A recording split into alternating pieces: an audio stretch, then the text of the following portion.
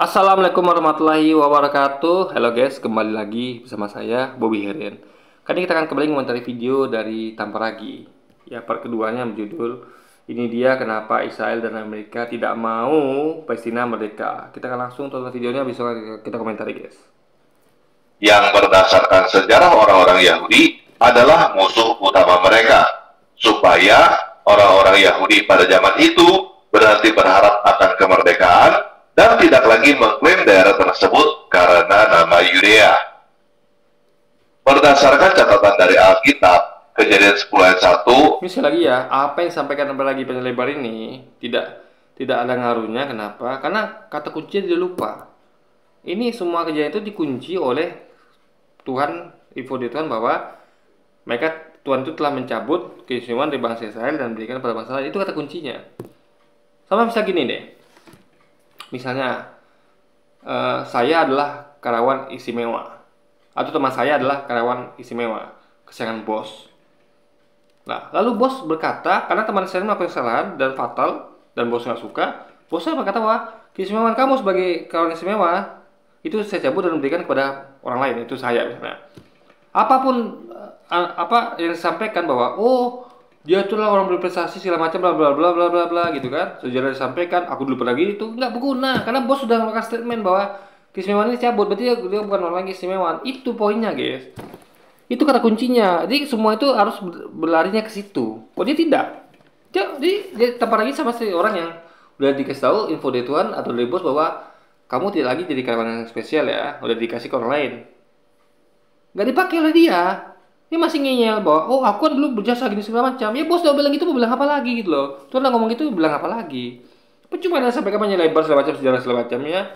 Itu ada sampaikan adalah masa lalu ya. Kita ngomong tentang apa perintah Tuhan, apa Tuhan mau. Kalau Tuhan sudah putuskan ya kita harus ikut gitu. Jangan Anda setelah Tuhan putuskan begitu bahwa keistimewaan bahasa Israel itu dicabut dan ke bahasa lain, lalu Anda masih ngeyel. Itu masalah di situ guys. Berarti Anda kan sedang menentang Tuhan namanya. Mau sehebat apapun Israel itu dulu ya, sebelum mereka membunuh para nabi, termasuk hendak membunuh Yesus. Setelah itu mereka tidak lagi istimewa. Tapi Anda masih juga ke situ larinya. Itu aneh sekali guys. ayat 6 dan ayat 13 sampai 14, orang Filistin adalah keturunan Nuh dari Ham. Jadi sebenarnya video ini gampang loh. Sebenarnya video gini menguasanya gampang. Kita cukup pakai keyword yang kunci tadi gitu. Jadi apapun disampaikan itu adalah tidak berguna secara hasilnya guna. Tapi sebagai sejarah, pelajaran sejarah oke lah, masih bisa kita terima gitu. Ya, dalam konteks pelajaran sejarah sama kayak tadi. Kalau ada orang menyampaikan bahwa saya dulu tuh begini itu oke lah sebagai sejarah bahwa orang tuh hebat dulu. Belum dicabut gitu kan. Tapi tetap itu harus pakai kerangka dicabutnya itu guys. Diberikan kepada saya misalnya. Saya berarti yang istimewa sedangkan. Jadi untuk orang tuh menyampaikan bahwa dia dulu gitu oke lah, kita dengarkan saja gitu. Tapi kalau jadi ini sebenarnya saya tidak perlu komentar terlalu banyak, tapi kalau saya temukan nanti sejarah ini nggak benar ya saya akan komentari guys. Orang Semitik, mereka bukan keturunan Abraham. Kita baca ya, Kejadian 10 ayat 1 sampai 6, 13 sampai 14 terjemahan baru. Inilah keturunan Sem, Ham, dan Yafet, anak-anak Nuh. Setelah air bah itu, lahirlah anak-anak lelaki bagi mereka. Keturunan Ham adalah Kus, Misraim, Put, dan Kanaan. Misraim memperanak orang Ludim, orang Anak. Sambil dengarkan ini ya, saya temukan kalau teman teman dikasih komentar, saya ambil minum dulu guys. Saya haus sekali, ini jamnya sahur gitu kan. Jadi ada dengarannya sendiri gitu kan. Jadi saya akan komentari kalau saya temukan kesalahan guys. Orang Lehabim, orang Natuhim, orang Patrusim, orang Kasluhim, orang Kaftorim. Dari mereka inilah berasal orang Filistin. Menurut Yeremia 47 ayat 4, orang Filistin adalah orang-orang yang berasal dari pulau Kaftor. Jadi orang-orang Filistin jelas bukan orang Arab. Ya, kita baca ya, Yeremia 47 ayat 4. Oleh karena tiba harinya, itu bukan masalah orang Arab apa bukan orang Arab. Ya, bukan itu masalahnya. Sama kayak misalnya gini, dia mempersalahkan orang Cina dan orang Arab di Indonesia gitu. Atau orang Eropa di Indonesia. Bukan itu masalahnya. Kalau orang Eropa, Cina Barat atau Arab itu adalah sudah menjadi penduduk setempat kita ini, dan sudah diakui jadi WNI, ya mereka adalah orang Indonesia gitu. Gak bisa mengatakan bahwa kamu Cina, kamu Arab, enggak, kamu orang Indonesia kok. Mereka memang keturunan Cina, tapi mereka orang Indonesia. Dia harus bedakan antara keturunan mana dan sukunya apa, tapi dia negara apa, harus ada bedakan itu. Kalau dia tidak bisa bedakan. Jadi apalagi ini sama seperti dia tuh menolak orang Cina disebut sebagai orang Indonesia, orang Arab sebagai Indonesia, enggak.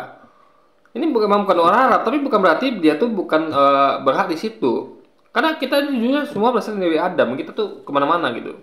Makanya akan lihat di Indonesia ada orang kulit hitam, ada orang kuning, orang putih, di mana-mana begitu guys. Jadi sebenarnya tidak ada orang yang betul-betul berasal dari daerah itu sebelumnya. Ya, semua orang tuh kemana-mana gitu guys. Zaman Nabi Adam, semuanya sudah Nabi Adam tuh menghasilkan keturunan sehingga kita sekarang semua itu menyebar ke seluruh bumi gitu kan.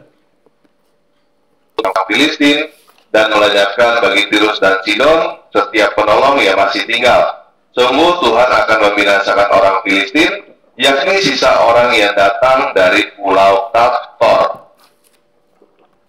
Kalau kita cari di Alkitab, jadi itu orang yang mana dulu gitu. Ini kalau misalnya katakan bahwa kita dulu kan sebutnya sebagai Mataram, Majapahit, belum ada Indonesia. Dulu kan Filistin, sekarang mungkin Palestina. Jadi beda kan itu. Misalnya dulu dikatakan bahwa Tuhan akan menghancurkan kerajaan misalnya Sriwijaya misalnya atau kerajaan Majapahit. Ya Majapahit aja yang dibahas, yang dia apa yang kena itu. Jangan Indonesia kena itu. Orang ngomong ini ada ayat ngomong tentang masa lalu bahwa Tuhan akan menghancurkan orang-orang Filistin masa lalu gitu kan. Karena konteks saya ini adalah ngomong tentang masa lalu. Kok dibawa ke sekarang? Itu anehnya guys. Gitu loh, logika pikirnya gitu kan. orang Filistin sudah tidak disebut di Perjanjian Baru. Sedangkan di dalam Perjanjian Lama ada nubuat atau ramalan tentang binasanya semua orang Filistin di Amos 1 ayat 8. Amos diperkirakan hidup pada abad ke-7 sebelum Masehi. Jadi, kemungkinan besar orang-orang Filistin itu musnah pada saat yang bersamaan. Jadi dia apa ya? Dia nggak ngerti bahwa orang Indonesia itu apa ya? Bukan suku. Makanya bahaya menyamakan suku dengan suatu semacam apa ya? Memang Filistin itu suku, tapi jangan lupa ya. Suku itu campuran juga sebenarnya. Orang yang misalnya orang Minang itu Anda lihat ya, itu misalnya kalau ada bule nikah sama orang Minang, itu dia bersuku Minang juga, tapi udah campuran gitu. Udah banyak percampuran bule ini guys. Gitu. Jadi intinya adalah makanya orang Palestina itu ada orang Yahudi Arab gitu kan ada gitu. Jadi kita tuh nggak bisa menyerahkan dunia itu menjadi suku-suku tertentu yang dari itu nggak berubah, nggak gitu. Orang jadi perkawinan campuran, terjadi asimilasi dan segala macam, sehingga suku itu sudah menjadi hal yang sudah tidak lagi terlalu terlalu kaku gitu, ya kan? Kecuali kalau kita hidup zaman Nabi Adam atau masih berapa generasi setelah Nabi Adam, oke lah. Tapi ini sudah lintas generasi udah berapa lama gitu kan? Jadi sekali lagi ya ini yang sampai tempat lagi ini sebenarnya tidak sesuai dengan sains itu, ya kan? Dengan logika juga gitu, menamakan sesuatu yang dulu dengan sekarang itu. Ini ngomong-ngomong guys, ini video nggak perlu saya teruskan atau gimana ya? Karena bukan apa-apa nih. Sebenarnya sejarah yang disampaikan ini banyak juga salahnya, tapi gimana ya? Saya harus sahur nih guys. Hari sudah jam 3.48 ya, saya harus segera sahur. Iya, apa kita buat part 3 besok tuh gimana ya? Karena sebenarnya saya agak kesulitan nih nyari waktu di bulan puasa ini kan, karena ada sahur gitu. Kalau hari biasa kan saya cukup bikin konten malam, mau tidur sampai pagi. Kalau ini kan agak sulit ya guys. Saya pulang kerja itu tuh kadang capek, ada bangun lagi sahur, jadi agak sulitan saya cari waktu untuk menyampaikan konten dakwah ini gitu kan. Dia mungkin saya nggak tahu juga nih apakah saya akan buat part 3 besok atau gimana, tapi memang saya harus sahur guys, mohon maaf guys. Jadi mungkin kita akan sambung lagi mungkin dalam waktu ya, entah dengan video lain, entah saya buat part 3 nya. Jadi mungkin sekian dulu video kita kali ini, dan sampai jumpa lagi di video selanjutnya. Wassalamualaikum warahmatullahi wabarakatuh guys.